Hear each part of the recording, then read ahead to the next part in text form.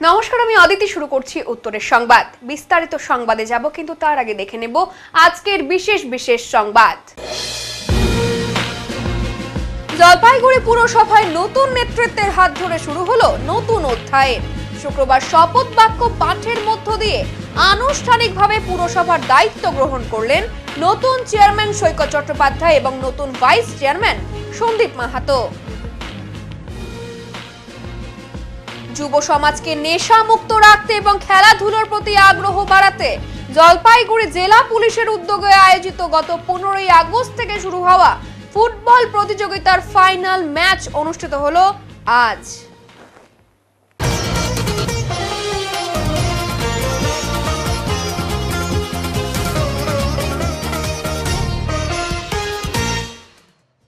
পণ্ডিত জওহরলাল নেহেরুর জন্মদিবস এবং শিশু দিবস পালন করা হলো ছায়া মন্দির বিদ্যানিকেতনে।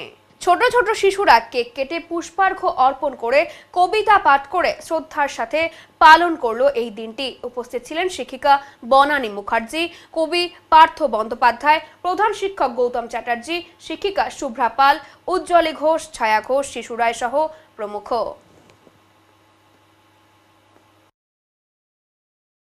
জলপাইগুড়ি পুরসভায় নতুন অধ্যায়ের সূচনা। শপথ গ্রহণ করে নিজের দায়িত্ব গ্রহণ করলেন জলপাইগুড়ির চেয়ারম্যান সৈকত চট্টোপাধ্যায় এবং ভাইস চেয়ারম্যান সন্দীপ মাহাতো। জলপাইগুড়ি পুরসভায় নতুন নেতৃত্বের হাত ধরে শুরু হলো নতুন অধ্যায়। শুক্রবার শপথ বাক্য পাঠ করে এসডিওর হাত থেকে আনুষ্ঠানিকভাবে পুরসভার দায়িত্ব গ্রহণ করলেন নতুন চেয়ারম্যান সৈকত চ্যাটার্জি এবং নতুন ভাইস চেয়ারম্যান সন্দীপ মাহাতো। পৌরসভা ভবনে আয়োজিত এই অনুষ্ঠানে উপস্থিত ছিলেন জলপাইগুড়ি পুরসভার কাউন্সিলররা, বিশিষ্ট নাগরিক এবং প্রশাসনিক আধিকারিকরা। কাউন্সিলরদের সম্মতিতেই এই দুই প্রতিনিধি পুরসভার দায়িত্ব গ্রহণ করেন। শপথ গ্রহণের পর চেয়ারম্যান সৈকত চট্টোপাধ্যায় এবং ভাইস চেয়ারম্যান সন্দীপ মাহাতো বলেন, জলপাইগুড়িতে বহু গুরুত্বপূর্ণ কাজ এখনো অসম্পূর্ণ। পৌরসভার সার্বিক উন্নয়ন, পরিষেবা আরো শক্তিশালী করা, শহরকে যানজট মুক্ত করা, এসবই আমাদের অগ্রাধিকার। সাধারণ মানুষের স্বার্থে দ্রুত গতিতে কাজ শুরু হবে। এদিনের শপথ গ্রহণের অনুষ্ঠান দেখতে অসংখ্য মানুষের ভিড় ছিল জলপাইগুড়ি পুরসভায়।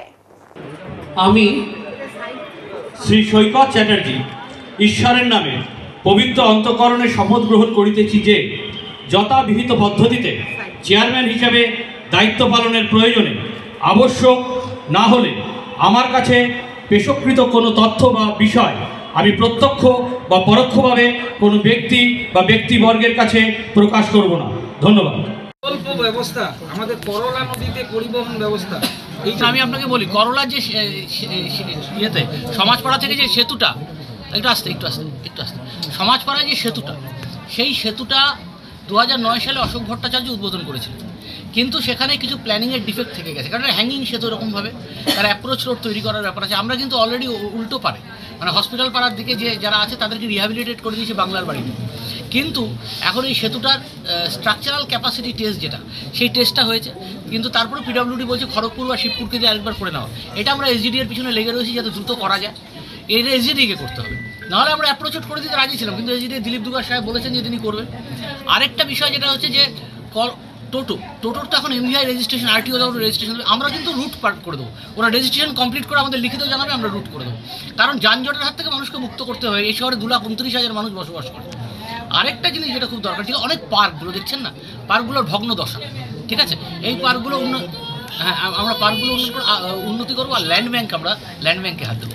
জলপাইগুড়ি পৌরসভার প্রচুর জমি পড়ে আছে, সেই জমিগুলোর আরএসএ আছে, সেই বা ভেস্টেড ল্যান্ড যেটা পৌরসভাকে ইন্টার ডিপার্টমেন্টাল ট্রান্সফার হয়েছে, সেগুলোকে আমরা এলার খতিয়ানে তুলে নিয়ে ল্যান্ড ব্যাঙ্ক করে কিছু উদ্ভাবনী মানে শক্তি থাকতে হবে।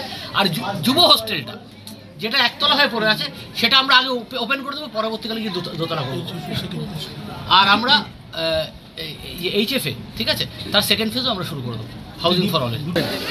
প্রথমেই আপনাদের সকলকে আমার তরফ থেকে আন্তরিক অভিনন্দন, ধন্যবাদ জানাচ্ছি। এবং আজকে আমাকে যে দায়িত্ব দেওয়া হয়েছে, আমরা জলপাইগুড়ি পৌরসভায় চেয়ারম্যান এবং ভাইস চেয়ারম্যান আমরা আজকে শপথ নিয়েছি।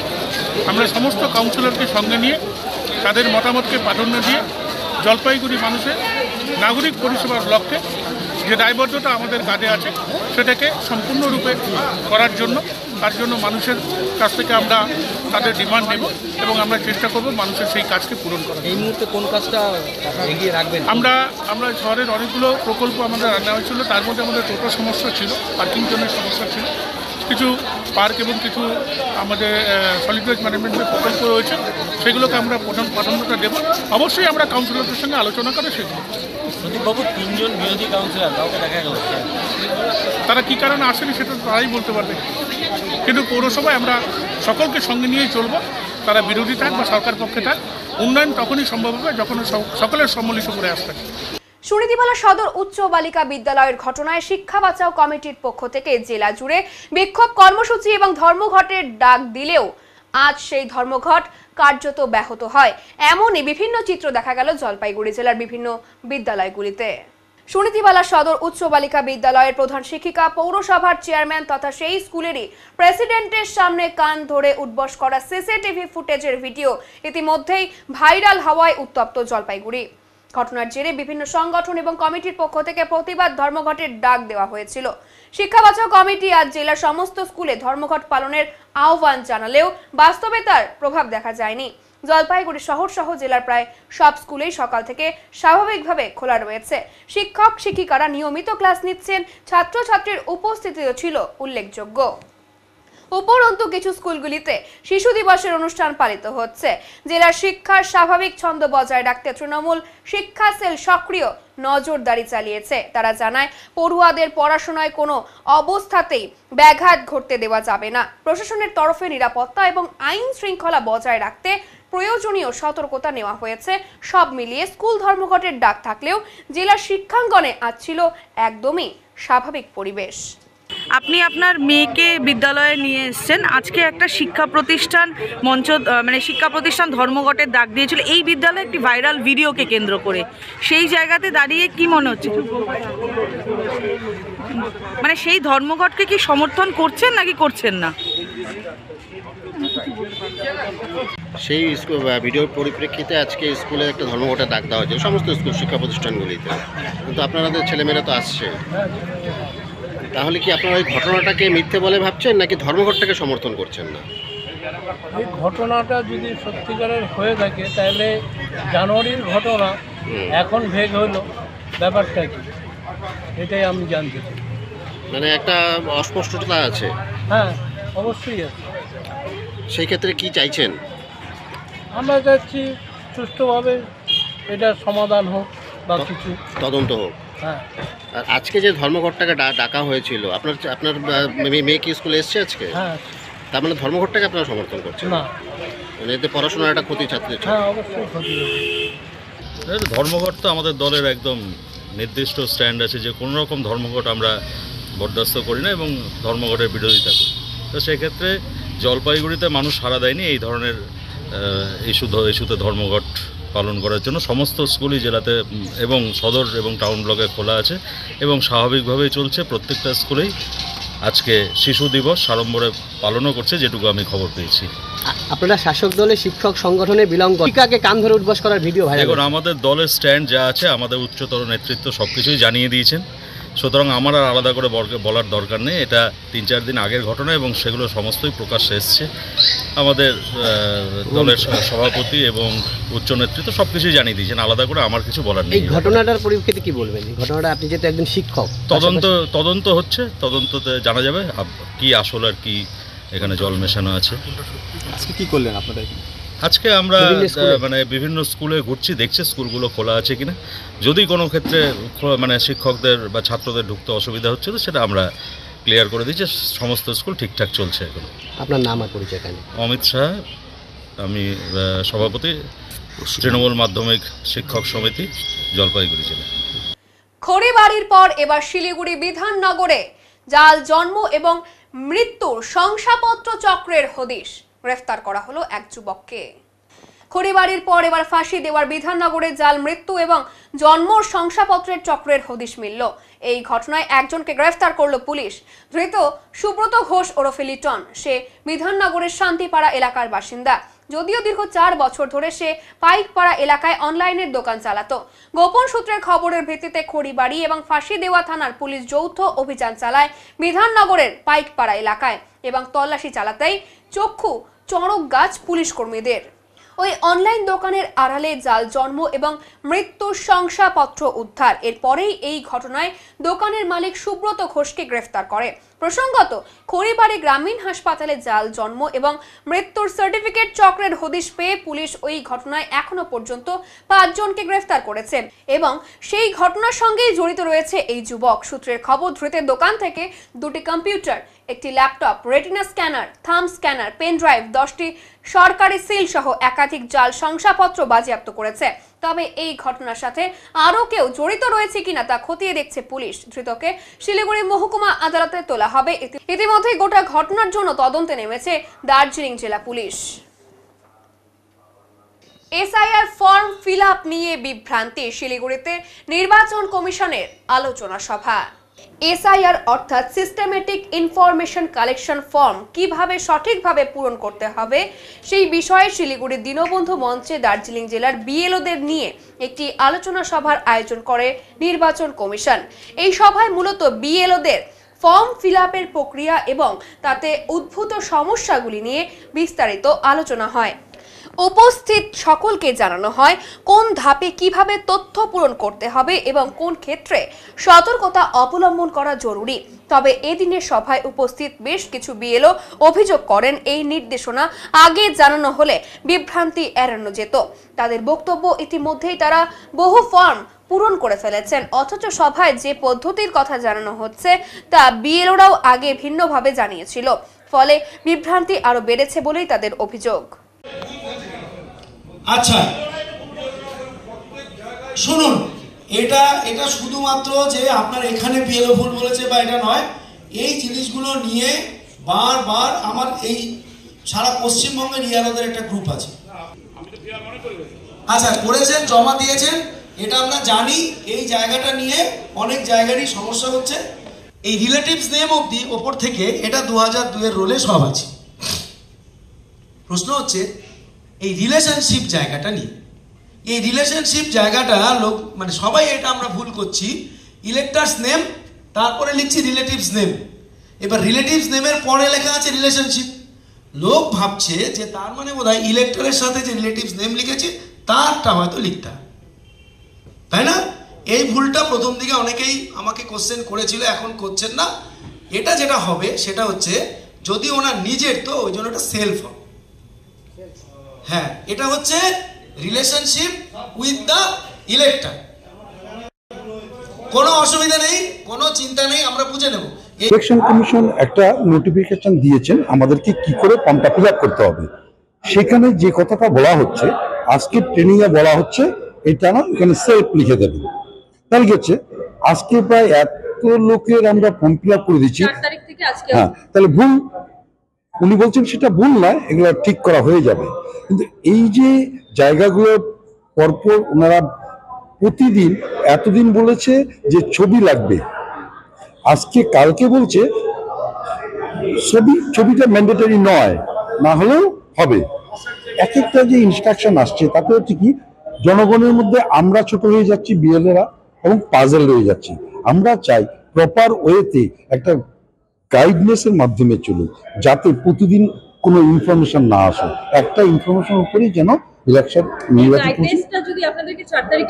খুব ভালো হতো। আজকে কি হয়েছে, দেরি হয়ে গেছে, জানেন না কি হবে, 50% ফর্ম ফিল আপ হয়ে গেছে, আজকে কি বলছে একটা ফর্ম আছে, এটা ইলেকশন কমিশন থেকে করেছে, এটা গভর্নমেন্ট থেকে করা হয়েছে। আমরা নোটিশ পেয়ে এসছি, খুব ভালো জিনিস। এটা আগে হলে আরো ভালো হতো, আমরা জনগণের কাছে জিনিসটা ফিল আপটা সুন্দর করে দিতাম, যাতে কোনো ভুল হতো না। আজকে অনেকের ভুল হয়েছে, যার জন্য আমাদেরকে 10 কথা শুনতে হবে। আমরা তো ডাইরেক্ট জনগণের সঙ্গে, বিএলও যাচ্ছে ফর্ম ফিল আপটা বিএলও করে দেবেন না, আমরা করে দেবো, ছোট হবো আমরা, এটাই কথা। মেয়ের নামে এনুমারেশন ফর্ম না আসায় আত্মঘাতী বাবা, চাঞ্চল্য রাজগঞ্জের আমবাড়িতে। তদন্তের দাবি বিজেপির। মেয়ের নামে এনুমারেশন ফর্ম না আসায় কয়েকদিন ধরে প্রবল দুশ্চিন্তায় ছিলেন ভুবন চন্দ্র রায় নামে এক ব্যক্তি। শেষ পর্যন্ত সেই আতঙ্কই যেন মর্মান্তিক পরিণতি ডেকে আনলো।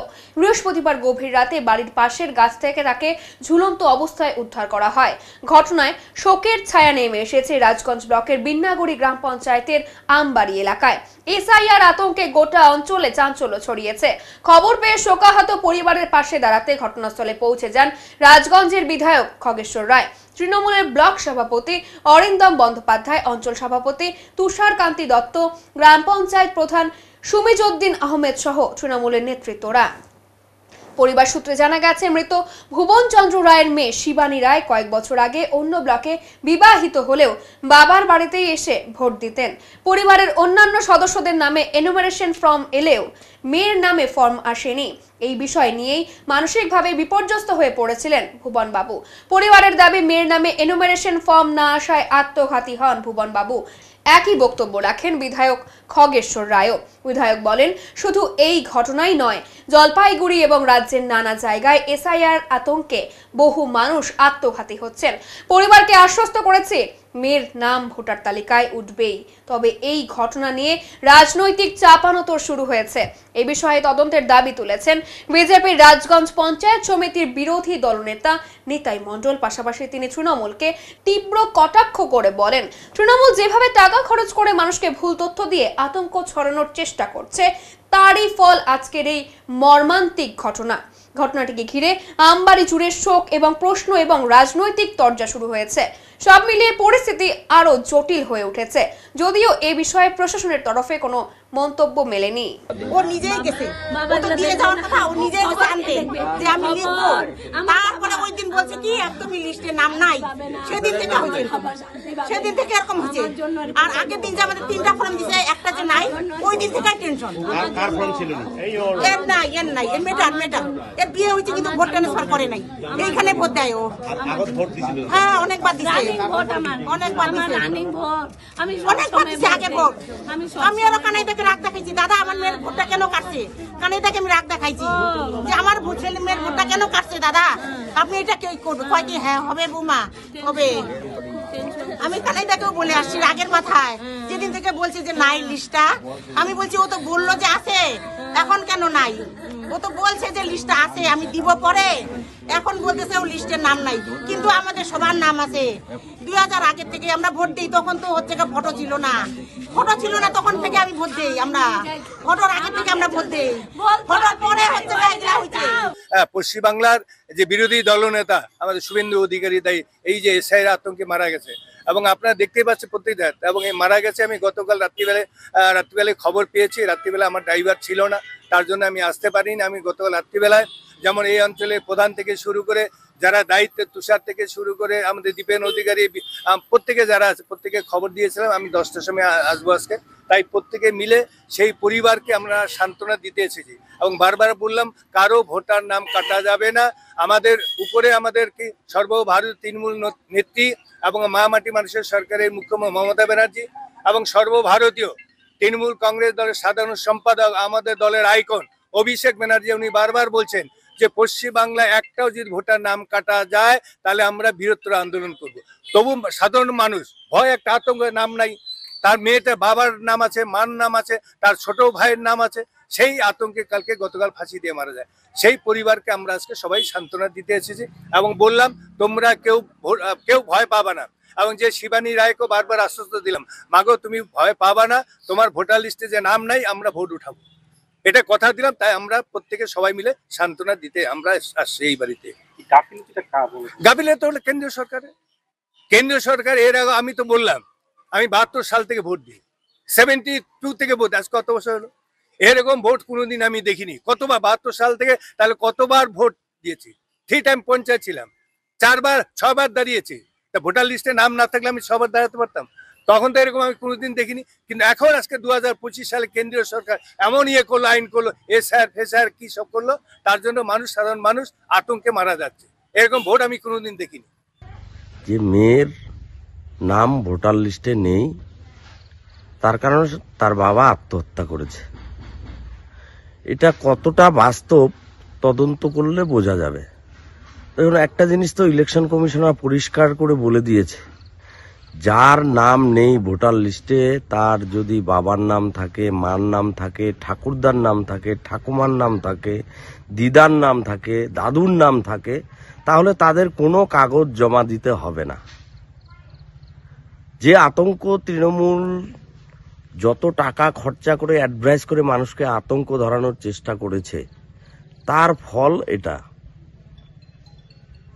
আজকে এই নাম যদিও কাটা পড়ে, প্রথম কথা হচ্ছে রিপোর্টটা দিয়েছে বিএলও, তার জন্য প্রথম দায়ী থাকবে বিএলও, যে সে এখানে আছে তার নামটা কেন কাটা পড়ল, বা বিয়ে হয়ে অন্য কোথাও চলে গেলে তার নামটা স্বাভাবিক কাটা পড়বে। তো এর জন্য ওই এসআইআরকে দোষারোপ করাটা এটা কোনোভাবেই যুক্তিসম্পন্ন কথা নয়। এর পিছনে হয়তো দেখা গেল অন্য কিছু কারণ থাকতে পারে, কিন্তু এই মিথ্যাচার তৃণমূল যেভাবে ছড়াচ্ছে, এটা না করে এরা যদি নার্সিংহোমের সামনে বসে থাকে, সারাদিনে যত পেশেন্ট, স্ট্রোক করা পেশেন্ট থাকবে, সবাইকে এসআইআর এর আওতায় এনে যে এরা এই কারণে মারা গেছে, এটা করতে পারে। এটা তৃণমূল যদি করে বরঞ্চ প্রতিদিন আরো বেশি পাবে। এবছরের বর্ষার শেষের প্রভাব পড়েছিল শীতে, আর এই বর্ষার প্রভাব পড়ার ফলে ক্ষতির সম্মুখীন হতে হয় ধান চাষিদের। তিস্তা নদীর জলে জলপাইগুড়ি জেলার বিস্তীর্ণ এলাকায় নদীর অতিরিক্ত জল বাড়ার কারণে নষ্ট হয়েছিল অনেক কিছুই, যদিও তখন নষ্ট হওয়ার পাশাপাশি এখন সেই প্রভাব দেখা গিয়েছে। তিস্তা নদীর জলে নষ্ট হয়ে গেছে কত গ্রাম, কত মানুষের ধন সম্পত্তি। প্রভাব পড়েছিল বিভিন্ন চাষবাসেও। জমিতে সেই সময় ছিল ধানের গাছ, জলের স্রোত অতিরিক্ত থাকার কারণে উৎপন্ন ধান কালো রঙের হয়ে গেছে। ওই সময় নদীর জলে পলিতে ধান পাকা অবস্থায় কিছুটা ছিল, কিন্তু সে সব ক্ষেত নষ্ট হয়ে গিয়েছিল বন্যার জলে। আর এখন সেই ধান কেটে চাষিরা বাড়িতে আনতেই ধানের পরিমাণ এবং গুণগত মান একেবারেই নষ্ট হয়ে গেছে। চাষিরা বলেন, যেখানে আগে ধানের 20 মন বিঘা হতো, সেখানে এই ধান এখন বিঘাতে 5 মন হয়েছে। ধানের রঙও পাল্টে গেছে, ধানও নষ্ট হয়েছে। আর যতটুকু ধান বেঁচেছে সবকটি এখন বাড়িতে নিয়ে গিয়ে ঝাড়ার কাজ চলছে। কি করছেন, এই যে পরিশ্রম এতটা করছেন?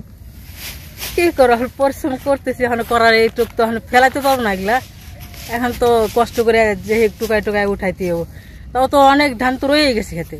এইটুকু এটুক বালিতে ঢেকে গেছে, আর কিছু এইটুকু এটুক বালি বাড়ি রয়েছে, গেঁচাই গেছে। কি আমার মোটামুটি 7 বিঘার মতো জলের তলায়। জলের তো 7 কত? 7 বিঘা। 7 বিঘা নষ্ট হয়ে গেছে। এবছর এখন তো ধানের কি করছেন আপনারা? এটা কি করবো, আর বিক্রি করে দেবো, আর কি করবো। মানে ফলন কেমন হলো এই বছর? ফলন এই বছর বিঘায় কত আসবে? 5 মন 6 মন আসবে, যেখানে 20 মন আসতো। কারণ কম নদীতে জল উঠে সম্পূর্ণ ফালাই দিছে ধান, কি করা যাবে।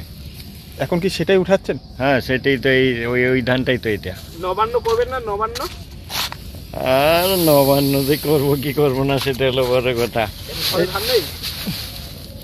এটা কি ধান? এটা গুটকা ধান। গুটকা ধান কি চাল হবে? এটা মোটা হবে চালটা। মানে এই যে জলটা যে অতিরিক্ত 1 মাস প্রায় হলো, সেটা হওয়ার ফলে কি ধানের পরিমাণ কমেছে? হ্যাঁ, জল ধানের উপর ধান পাইয়ে গেছিল, ধানের উপর ঘোলা জলটা চলে গেছে, ওই জন্য এই অবস্থা। নষ্ট হয়ে গেছে। কি নাম আপনার? আমার নাম রেপতি ঘটক। পশ্চিম ডামডিমে হাতি দেখতে গিয়ে বন দপ্তরের ছড়রা গুলিতে আহত হলেন 8 থেকে 9 জন গ্রামবাসী। বৃহস্পতিবার রাতে মাল ব্লকের পশ্চিম ডামডিম এলাকায় হাতি দেখতে গিয়ে বন দপ্তরের ছড়রা গুলিতে আহত হলেন প্রায় 8 থেকে 9 জন গ্রামবাসী। আহতদের স্থানীয়রা উদ্ধার করে ওদলাবাড়ি প্রাথমিক স্বাস্থ্য কেন্দ্রে নিয়ে যায়। প্রাথমিক চিকিৎসার পর সকলকেই ছেড়ে দেওয়া হয়েছে। তবে এই ঘটনার পর বন দপ্তরের ভূমিকা নিয়ে ক্ষোভে ফুঁসছে এলাকা। আহত সঞ্জয় রায় এবং নকুল গোপ অভিযোগ করে বলেন, আমরা শুধু হাতিটিকে দেখতে গিয়েছিলাম, হঠাৎ কোনো কিছু না জানিয়ে বনকর্মীরা আমাদের দিকে ছড়রা গুলি চালায়। এতে আমাদের কয়েকজন আহত হয়, কারো হাতে, কারো পায়ে, কারো কপালে, কারো পেটে লাগে। এলাকার বাসিন্দা সুরেশ কেরকেট্টা জানিয়েছেন, তারা বন দপ্তরের বিরুদ্ধে থানায় অভিযোগ দায়ের করবেন। অন্যদিকে বন দপ্তর সূত্রে জানা গেছে, বৃহস্পতিবার সকাল থেকে একটি বুনো হাতি পশ্চিম ডামডিম এলাকায় ঘুরে বেড়াচ্ছিল। সকাল থেকেই বনকর্মীরা হাতিটির গতিবিধির ওপর নজর রাখছিলেন। বন দপ্তরের দাবি, বরাবর গ্রামবাসীদের তাদের দূরে সরে যেতে বলা হলেও অনেকে কথা শোনেননি। সন্ধ্যার সময় হাতিটি যখন জনতার দিকে তেড়ে আসে তখন চেল নদীর নিচ থেকে বাঁধের দিকে আকাশে ছড়রা গুলি ছোড়া হয়। সেই গুলির কিছু অংশে গ্রামবাসীদের শরীরে লাগে। তারঘেটা রেঞ্জার স্বপন কুমার রায় ফোনে জানান, আমরা 3টি গাড়িতে 15 জন কর্মী নিয়ে উপস্থিত ছিলাম। বহুবার অনুরোধ করেছি যাতে কেউ হাতির কাছে না যায়, কেউ শুনছিল না কথা। হাতিটি যখন হুমকি স্বরূপ আচরণ করে তখনই আমরা শূন্যে গুলি ছুড়ি। দুর্ভাগ্যবশত কয়েকজন আহত হয়েছে, তাদের হাসপাতালে নিয়ে যাওয়ার চেষ্টা করলেও স্থানীয়রাই ক্ষিপ্ত হয়ে ওঠেন। খবর পেয়ে ঘটনাস্থলে মালবাজার থানার আইসি সৌম্যজিৎ মল্লিক পুলিশ বাহিনী নিয়ে হাসপাতালে পৌঁছান। তিনি আহতদের খোঁজ খবর নেন এবং পরবর্তীতে তাদের গাড়িতে করে বাড়িতে পৌঁছে দেন। আজকে আমরা শুনলাম, একটু আগে আমি আসছি এখন হসপিটালে ওদেরকে দেখতে, তো ওখানে শুনলাম কি ওখানে হাতি ছিল একটা, ওখানে ফরেস্ট ডিপার্টমেন্ট গেছিল ওখানে ওকে তাড়ানোর জন্য। তো হাতিকে না হাতি সাইডে না করে ওখানে লোকগুলো অনেক ছিল, ওদের উপরে ফায়ার করছে, অনেক জন ইনজুর হয়েছে। এখন হসপিটালে নিয়ে আসছি আমরা এখন ওদেরকে। হ্যাঁ, ছাড়া কারো মাথায় লাগছে, কারো পেটে লাগছে, কারো পায়ে লাগছে। এটা তো অনেক খারাপ চেয়েছে এটা না। এটা হ্যাঁ, ফরেস্ট গুলো দেখতে লাগতো, ওখানে লোক আছে না কোনো হাতি আছে, ওরা ডাইরেক্ট ওখানে লোকগুলোর উপরে ফায়ার করছে ওরা। এটা এখন তো 8-9 জন আছে বলেছে, অনেকেও বাড়ি চলে গেছে, কমসে কম 10-12 জন এরকম হবে। এটা আমাদের পশ্চিম ডামনিম ওখানে। এটা নিয়ে আমরা এখন থানা যাচ্ছি, ওদের এগেন্স্ট আমি থানায় ওদের এফআইআর করবো আমরা ওদের এগেন্স্ট। এটা পুলিশ ওকে তদন্ত করবে, এটা কিসের জন্য এটা হয়েছে। এটা ফরেস্ট লোক নাই, ফরেস্ট লোক তো গাড়ি ওখানে সব পালা গেছে, ওখানে কেউ নাই ওখানে ফরেস্টের লোকগুলা। আমার নাম সুরেশ ক্রিকেটটা। আমরা তো প্রথমে হাতি দেখতে গেছিলাম, তো এটা বড়দুরা। তো যাওয়ার সাথে সাথে আমরা তো অনেক দূরে আছি, আমাদের ভিডিও ফুটেজও আছে, ঠিক আছে। তো আমরা যখন মানে ওখানে ছিলাম তখন ওরা যদি আমাদেরকে একবার যদি বলতো যে তোরা সরে যাও, মানে ডিপার্টমেন্টের লোক ফরেস্টের, তাহলে আমরা সরে যেতাম, ওরা না মানে জিজ্ঞাসা না করে আর দেখতেছে আমরা লাইট মারতেছি তবুও ওরা ফায়ারিং করছে। হ্যাঁ, মোটামুটি তো এখানে তো 8 জন আছে, আরেকজন তো চলে গেছে যার গলায় লাগছে। আমরা হাতি দেখতে গেছিলাম, একটা ছিল। হ্যাঁ, এটা না পশ্চিম ডানি না, বড়দুরা ডিপার্টমেন্ট ছিল মনে হয়। তারঘেটা রেঞ্জেন্স, কাঠামবাড়ি রেঞ্জেন্স ছিল, মালবাজারের রেঞ্জেন্স ছিল। এখানে তো ওই মালবাজার থানায় ফরেস্টের লোক পালাই গেছে। এখন হাতি পিটার জন্য গেছে, তো ফায়ারিং তো একবার জন্য করার দরকার ছিল, যে উপরে ফায়ারিং করা দরকার ছিল, বা যদি ফায়ারিং করতো আমাদেরকে সরতে বলতো তাহলে আমরা সরে যেতাম। কিছুই বলে नहीं, एकदम डायरेक्ट मारी दिसे। আমার নাম সঞ্জয় রায়। हम लोग हाथी देखने के लिए गया था, तो हाथी उधर में था, तो हाथी तो हम लोग के पास नहीं था कि मतलब फायरिंग किया तो सबको वार्निंग देना चाहिए था ना, वार्निंग तो दिया नहीं, वो लोग डायरेक्ट फायरिंग कर दिया। वैसे तो नहीं होता है ना। कौन सा जगह में हुआ है? वो बड़ादुरा मतलब डमडिम बागान में ही हुआ, पश्चिम डमडिम में। कहाँ से निकला था हाथी? तो और मतलब जंगल से ही निकला, तारघेटा जंगल से ही निकला था। कितना आदमी आप लोग का घायल है? होगा शायद ऐसे 15-16 जन आदमी घायल हुआ है। आप लोग का ऊपर ही गोली मार दिया? हाँ, मतलब फायरिंग किया तो आदमी को हम लोग का ही ऊपर आया। यहाँ पे ये जो चोट लगा हुआ है, यहाँ पे लगा है, पेट में भी लगा है। डॉक्टर दिखाया? डॉक्टर दिखाया अभी। फॉरेस्ट लोग आया था उसके बाद? फॉरेस्ट तो उसका बाद भाग गया, वहाँ पे नहीं था। कितना गोली मारा था? कितना फायरिंग किया? फायरिंग तो 2-3 बार किया था वो लोग। आपका नाम? मेरा नाम नकुल घोष।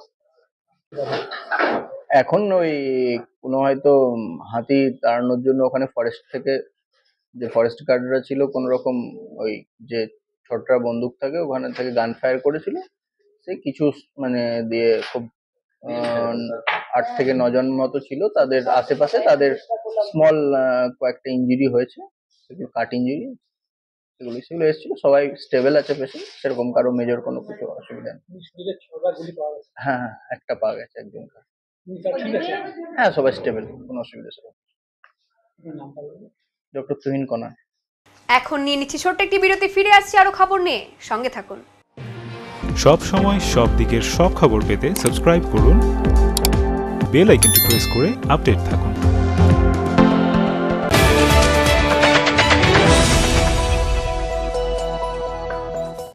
জল শহরের থানা মোড়ে দীর্ঘ 15 বছর ধরে নয়ন অপটিক্যাল জলপাইগুড়িবাসীকে দুজন বিশিষ্ট চিকিৎসকদের দ্বারা চোখের চিকিৎসা পরিষেবা দিয়ে চলেছে প্রতিনিয়ত। এখানে উন্নত মানের কম্পিউটার দ্বারা চক্ষু পরীক্ষা করে চোখের বিভিন্ন সমস্যা নির্ণয়, চোখের পাওয়ার মাপা, চোখের প্রেসার মাপা হয়। এছাড়াও এখানে রয়েছে ন্যায্য মূল্যে নিত্য নতুন ডিজাইনের চশমার ফ্রেম, গ্লাস এবং সানগ্লাস। তাই বাচ্চা থেকে বয়স্করা চোখের যে কোনো সমস্যা অথবা চশমার প্রয়োজন আজই চলে আসুন নয়ন অপটিক্যাল থানা মোড় জলপাইগুড়ি। Phone number 9932208885। জলপাইগুড়ির ঐতিহ্যবাহী শিক্ষা প্রতিষ্ঠান শিশু নিকেতন প্রিপারেটরি বিদ্যালয় 85 বছর ধরে স্নেহ মূল্যবোধে শিশুদের ভবিষ্যৎ গড়ছে এই বিদ্যালয়। সভাপতি শুভ্রাংশু চাকি ও সম্পাদক তপন কুমার মিত্র অভিভাবকদের সন্তানদের ভর্তির জন্য আন্তরিক আহ্বান জানাচ্ছেন। 2026 শিক্ষাবর্ষের ভর্তি প্রক্রিয়া চলছে। প্রি প্রাইমারি থেকে চতুর্থ শ্রেণী পর্যন্ত আবেদনপত্র সংগ্রহ করা যাবে বিদ্যালয় অফিস থেকেই। আবেদন মূল্য 150 টাকা, বেলা 11:30 থেকে দুপুর 2টো পর্যন্ত। তাই দেরি না করে আজই যোগাযোগ করুন 03561230347 এই নম্বরে। শিশু নিকেতন, বাবুপাড়া, জলপাইগুড়ি।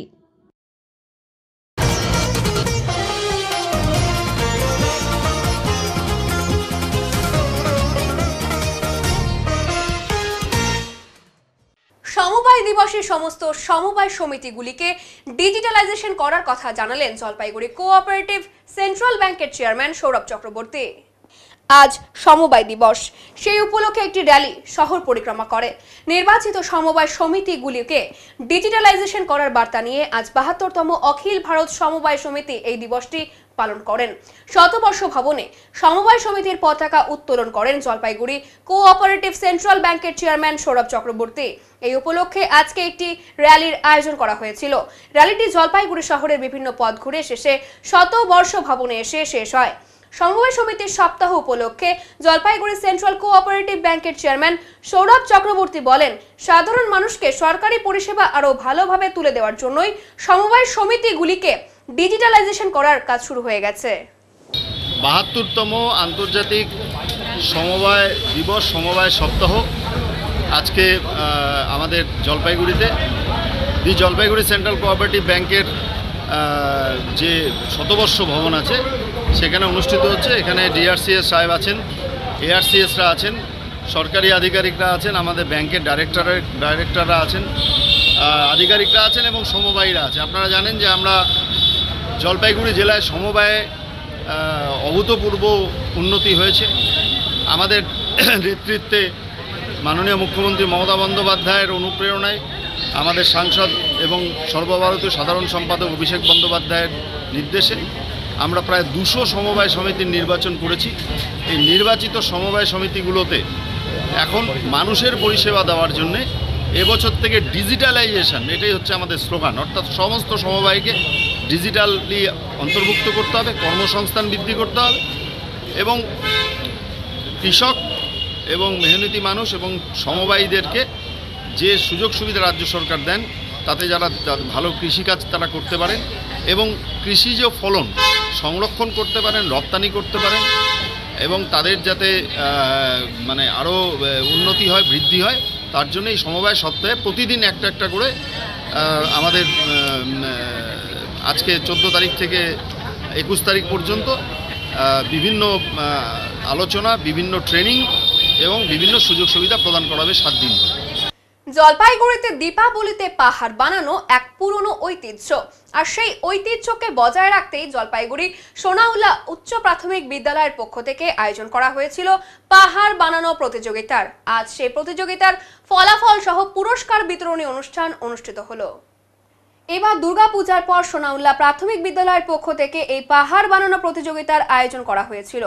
সোনাউল্লা প্রাথমিক বিদ্যালয়ের ছাত্ররা নিজেদের বাড়িতে পাহাড় বানিয়েছিল এবং সেই পাহাড়ের ছবি এবং ভিডিও বিদ্যালয়ের হোয়াটসঅ্যাপ গ্রুপে পোস্ট করেছিল। তার এই ভিত্তিতে সোনাউল্লা প্রাথমিক বিদ্যালয়ের শিক্ষক শিক্ষিকা বৃন্দ ছাত্রদের বাড়িতে গিয়ে সেই পাহাড়গুলো ভিজিট করে। তারপর প্রতিযোগিতার মূল্যায়নে শিশু শ্রেণী থেকে 5ম শ্রেণীর ছাত্রদের মধ্যে প্রথম, দ্বিতীয় এবং তৃতীয় স্থান নির্বাচিত করা হয়। এছাড়াও যে সকল ছাত্র নিজেদের বাড়িতে পাহাড় বানিয়েছিল তাদের প্রত্যেককেই অংশগ্রহণকারী সার্টিফিকেট এবং পুরস্কার প্রদানের ব্যবস্থা করা হয়। আজ 14ই নভেম্বর সোনাউল্লাহ প্রাথমিক বিদ্যালয়ে শিশু দিবস উদযাপনের অনুষ্ঠান অনুষ্ঠিত হয়। সেই সাথে এই পাহাড় বানানো প্রতিযোগিতার পুরস্কার বিতরণী অনুষ্ঠানও অনুষ্ঠিত হয় সোনাউল্লাহ প্রাথমিক বিদ্যালয় প্রাঙ্গণে। বিদ্যালয়ের প্রধান শিক্ষক শ্রী ডালিম রায় জানিয়েছেন, মোট 200 জন ছাত্র নিজেদের বাড়িতে পাহাড় বানিয়ে এই পাহাড় বানানো প্রতিযোগিতায় অংশ নেন। বিদ্যালয়ের গার্জিয়ানরা জানান যে দীপাবলিতে পাহাড় বানানো নিয়ে ছাত্রদের মধ্যে দারুণ উন্মাদনা এবং উৎসাহ ছিল। ছাত্ররা নিজেরাই বাঁশ, মাটি, কাপড়, ঘাস দিয়ে পাহাড় বানিয়েছিল। আজ এই পাহাড় বানানো প্রতিযোগিতার পুরস্কার বিতরণী অনুষ্ঠানে উপস্থিত ছিলেন বিদ্যালয়ের শিক্ষক, শিক্ষিকারা সহ অভিভাবকরা। সরকারের কাছে ধান বিক্রি শুরু করেছেন কৃষকরা। চলতি বছরে বিভিন্ন প্রতিকূলতার মধ্য দিয়েও ধান বিক্রি করছে সরকারি মান্ডিতে কৃষকরা। সরকারি মান্ডির মাধ্যমে ধান বিক্রি করে কৃষকেরা অনেকটাই লাভবান হচ্ছেন বলে দাবি। লোকাল বাজারে বর্তমানে ধানের দাম কুইন্টাল প্রতি 2000 থেকে 2100 টাকা হলেও সরকারি হারে ধানের মূল্য নির্ধারিত হয়েছে কুইন্টাল প্রতি 2369 টাকা। ফলে সরকারি ব্যবস্থাপনার মাধ্যমে ধান বিক্রি করলে কৃষকেরা স্থানীয় পাইকারি বাজারের তুলনায় বেশি লাভ পাচ্ছেন। সিপিসি, এফপিসি, এসকেইউএস এবং এসএইচজি এর মাধ্যমে কৃষকেরা তাদের উৎপাদিত ধান সরকারি হারে বিক্রি করতে পারেন। আজ জলপাইগুড়ি সদর ব্লকের দাসপাড়ায় স্থানীয় এফপিসির ধান ক্রয় কেন্দ্রে আকস্মিক পরিদর্শনে যান জলপাইগুড়ি সদর ব্লকের সহ কৃষি অধিকর্তা শুভ কুমার দাস এবং দপ্তরের অন্যান্য আধিকারিকরা। পরিদর্শনের সময় সহ কৃষি অধিকর্তা, পারচেস অফিসার এবং ডিসবার্সমেন্ট অফিসারদের সরকারি নিয়ম মেনে ধান কেনার নির্দেশ দেন। ধান বিক্রির জন্য কৃষকদের প্রয়োজনীয় কাগজপত্র জমা দিয়ে অনলাইন পোর্টালের মাধ্যমে অথবা সিপিসি, এফপিসি, এসএইচজি এবং এসকেইউএস এর অফিসের সহায়তায় রেজিস্ট্রেশন ধরে ধান বিক্রি করতে হবে। নমস্কার, আমি দাসপাড়া এফপিসির ডিও। আজকের দিনে আমাদের দাসপাড়া এফপিসির মাধ্যমে দাসপাড়ার মোড়ে কৃষকদের ধান কেনার কাজ চলছে।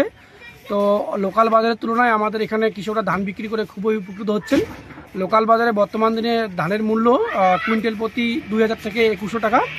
তো আমাদের সরকারিভাবে যে আমরা ধান ক্রয় কেন্দ্র করেছি সেখানে আমাদের ধানের কুইন্টাল 2369 টাকা। অর্থাৎ লোকাল বাজারের তুলনায় আমাদের এখানে সরকারিভাবে ধান বিক্রি করে কৃষকরা 300 থেকে 350 টাকা বা 400 জানাচ্ছি আমরা পশ্চিমবঙ্গ সরকারকে এবং সেই সঙ্গে পশ্চিমবঙ্গ সরকারের এগ্রি মার্কেটিং দপ্তরকে এবং সেই সঙ্গে WBECC অফিসের যে দপ্তরের যে আধিকারিক রয়েছেন তাদেরকে। আমি দিলীপ কুমার রায় জলপাইগুড়ি সদর ব্লক থেকে বলছি। আমি এতদিন কৃষিকাজ মানে ধান বিক্রি করে বাইরে যে সেটা পেতাম সেটা আজকে আমাদের দাসপাড়া এফপিসির মাধ্যমে যে পশ্চিমবঙ্গ সরকারের ধান ক্রয় কেন্দ্রে যে মান্ডি খুলেছে, এখানে আমি আজকে ধান দিয়ে বাজারের থেকে অনেক গুণে লাভবান আমি আছি। এখানে আমি কুইন্টাল প্রতি মোটামুটি 370 টাকা বেশি পাচ্ছি। তো আমি সেটা চিন্তা ভাবনা করে দেখলাম যে আমি বাজারে যে ধানটা বিক্রি করি সেটা আমি এর পরবর্তী থেকে আমি তোমার হচ্ছে পশ্চিমবঙ্গ সরকারের ধান ক্রয় কেন্দ্রের যে এপিসির ইসে আছে আমি এখানেই দিব পরবর্তীতে। কালিম্পং জেলার গরুবাথানের মিশন হিল সংলগ্ন এলাকা থেকে বিশাল আকৃতির কিং কোবরা উদ্ধার। এদিন স্থানীয় মানুষ রাস্তার পাশে ঝোপের মধ্যে এই সাপটিকে দেখতে পায়। এরপর তড়িঘড়ি বন দপ্তরকে খবর দেয় স্থানীয় মানুষ। বনকর্মীরা অনেক চেষ্টার পর ঝোপের থেকে উদ্ধার করে সাপটিকে।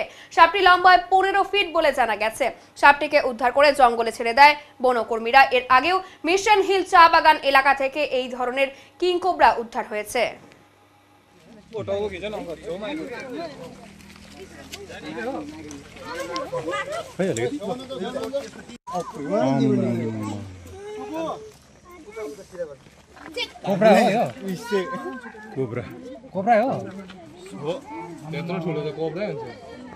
ধান পাহারা দিতে গিয়ে হাতির হামলায় মৃত হলো রাঙামাটি চা বাগানের এক চা শ্রমিক।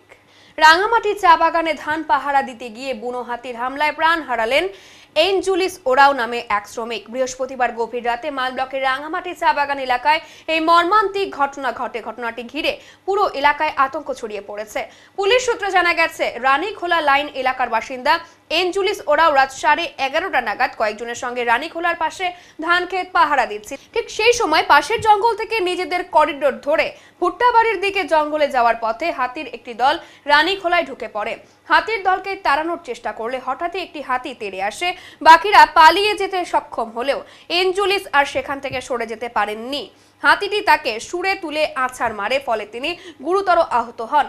হাতির দল সরে গেলে সহকর্মীরা তাকে উদ্ধার করে মাল সুপার স্পেশালিটি হাসপাতালে নিয়ে যায়, কিন্তু সেখানে তার মৃত্যু হয়। শুক্রবার সকাল 11টা নাগাদ মৃতদেহটি ময়না তদন্তের জন্য জলপাইগুড়ি সদর হাসপাতালে পাঠানো হয়েছে বলে থানার পক্ষ থেকে জানানো হয়েছে। যুব সমাজকে নেশামুক্ত রাখতে এবং খেলাধুলার প্রতি তাদের আগ্রহ বাড়াতে অভিনব উদ্যোগ জলপাইগুড়ি জেলা পুলিশের। সেফ ড্রাইভ সেফ লাইফ এই বার্তা ছড়িয়ে দিতে জেলার 8টি থানায় আয়োজন করা হয়েছিল মহিলা এবং পুরুষ বিভাগে ফুটবল প্রতিযোগিতা। 15ই আগস্ট থেকে থানা স্তরে শুরু হওয়া এই প্রতিযোগিতায় মোট 143টি দল অংশ নেয়। এর মধ্যে 104টি পুরুষ দল এবং 39টি মহিলা দল। বহু পর্যায়ে খেলায় উত্তরণ শেষে এদিন পুলিশ লাইনে অনুষ্ঠিত হয় মহিলা এবং পুরুষ বিভাগের ফাইনাল ম্যাচ। জেলা পুলিশ জানায়, এই প্রতিযোগিতার মূল উদ্দেশ্য নেশামুক্ত সমাজ গঠন এবং যুব সমাজকে নিয়মিত খেলাধুলোয় উৎসাহিত করা।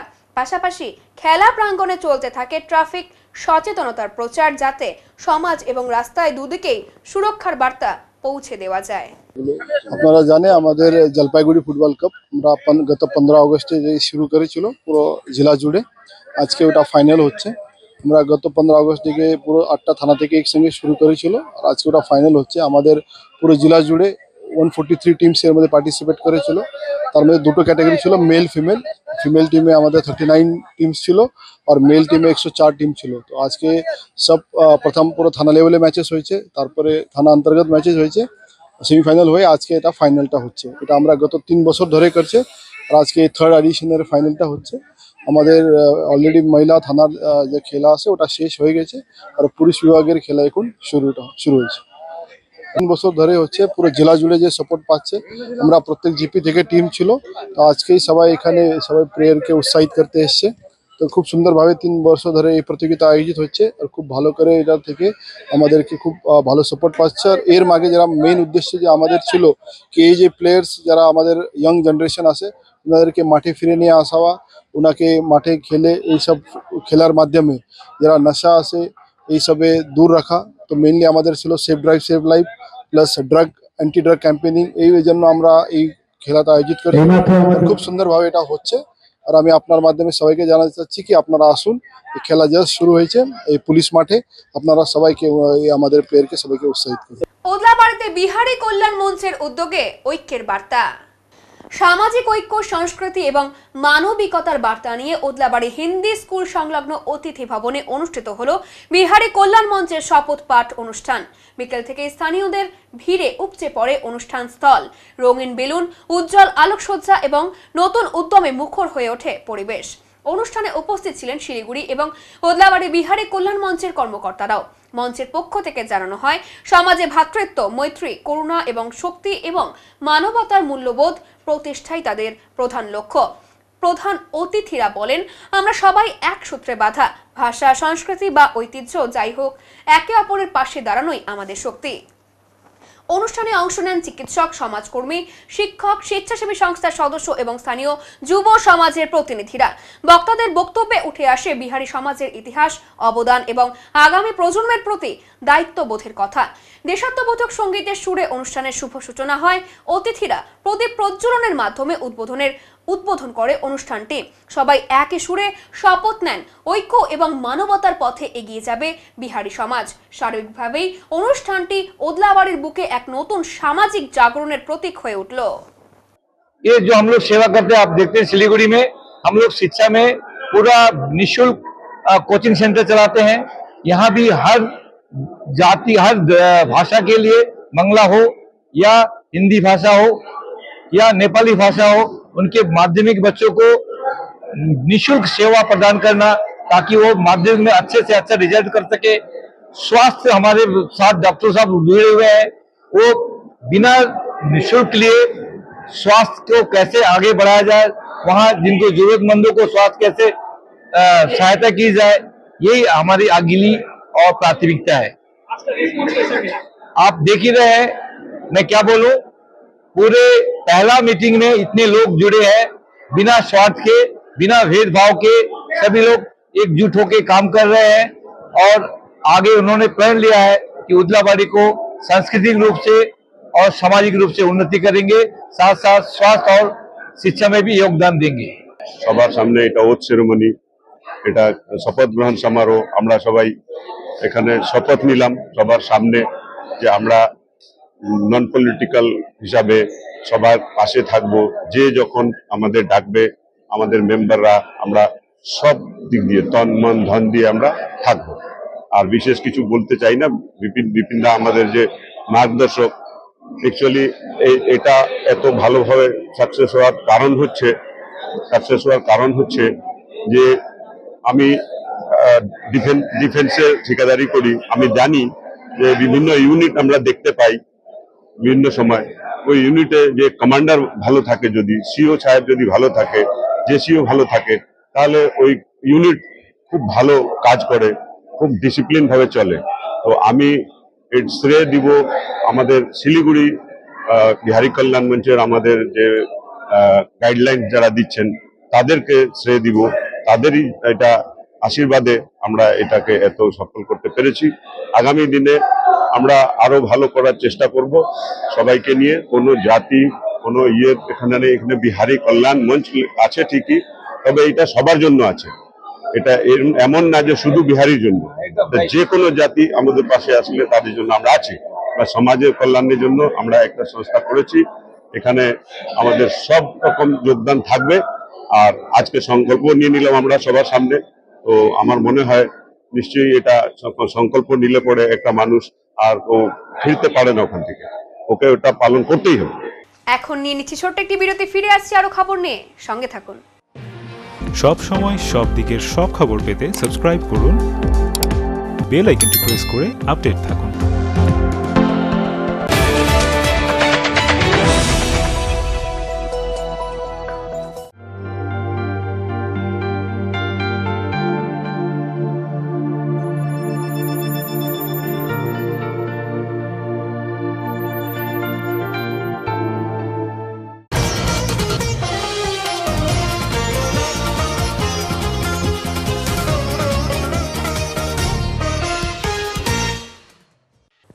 খুনিয়ারেঞ্জ এবং মালবাজার মাউন্টেন ট্রেকার্স ফাউন্ডেশনের উদ্যোগে সুখানীতে এক সচেতনতা শিবিরের আয়োজন করা হয়। উপস্থিত ছিলেন গ্রামের বাসিন্দারা এবং সেখানে 6 জনের কিউআরটি দল গঠন করা হয় এবং তাদেরকে 6টি সার্চ লাইট এবং কিভাবে হাতি বা বন্য জন্তু গ্রামে ঢুকলে কাজ করবে সেগুলি নিয়ে কিছু সচেতনতা বার্তা দেওয়া হয়। উপস্থিত ছিলেন খুনিয়া রেঞ্জের সজল বাবুর সঙ্গে চালসার নতুন রেঞ্জার শম্ভ রায়। সংস্থার পক্ষ থেকে উত্তম সূত্রধর এবং স্বরূপ মিত্র উপস্থিত ছিলেন। জায়গাটি হলো সুখানী বস্তি 4 বালাইনে। সংস্থার পক্ষ থেকে কিউআরটি টিম গঠন করা হয় এবং 6টি সার্চ লাইট প্রদান করা হয়। এখন আবহাওয়ার খবর।